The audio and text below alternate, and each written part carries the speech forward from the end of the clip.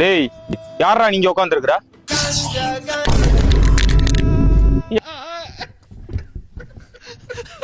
யாரு நீங்க? டேய், போலீஸ்ரா? ஓ போலீஸா? சொல்லுங்க சார். ஏய், என்ன பார்த்து நில்றா. எனக்கு தெரியும் நீங்க இங்கதான் நிக்கிறீங்க சார். என்ன பார்த்து கரெக்டா